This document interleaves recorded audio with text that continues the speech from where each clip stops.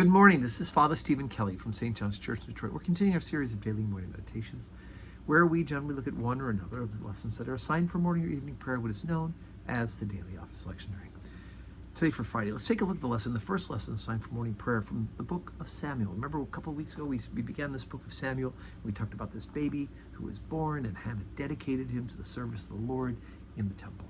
Now he's this full-grown prophet, and the people have begged God to give them a king. Everybody else has a king. Samuel says, God doesn't want you to have a king because he'll take your sons, he'll take your wealth.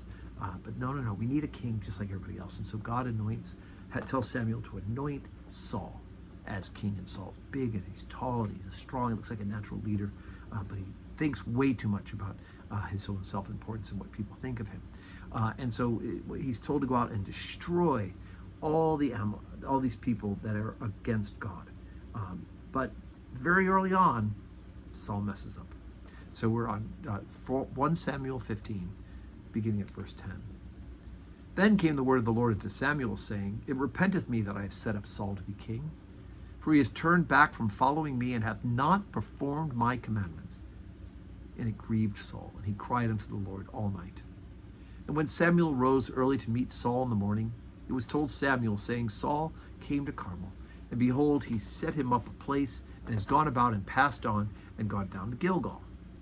And Samuel came to Saul, and Saul said unto him, Blessed be thou of the Lord. I have performed the commandment of the Lord. And Samuel said, What meaneth then this bleating of the sheep in mine ears, and the lowing of the oxen which I hear?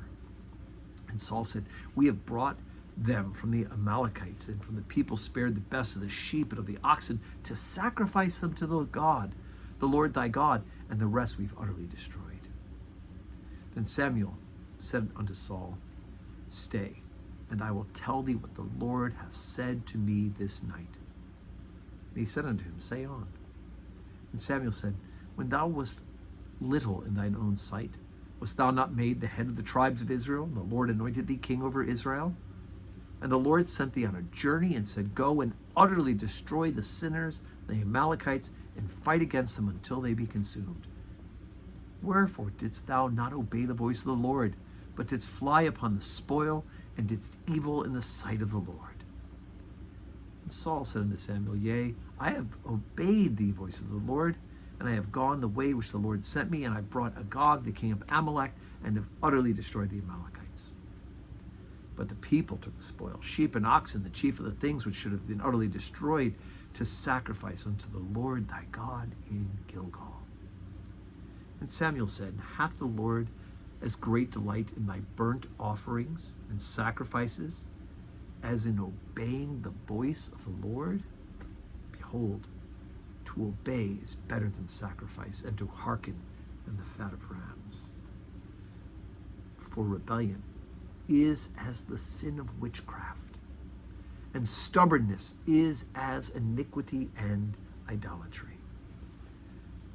Because thou hast rejected the word of the Lord, he hath rejected thee from being king. Well, that was pretty short-lived.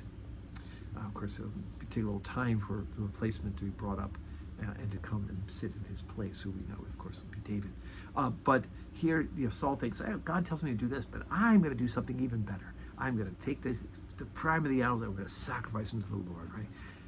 We cannot please God by disobeying God, right? If God has said to do something, that's what he wants you to do. You don't get to say, I'll do this, except I can do something better for him, if it's not what he's commanded you, and especially if it's contrary to what he's commanded you, right? Adam and Eve fell in the garden because they disobeyed God, and now here we go.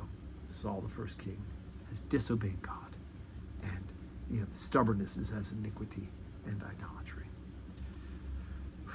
All right, so there it is. Today's Friday. We don't have public worship today at St. John's Church. Tomorrow, Saturday, we have the funeral of Phyllis Lewis at 10 a.m. if you can join us, or if not, it'll be available on the live stream. And of course, Sunday, we gather for worship. May you have a Friday that is full of blessings.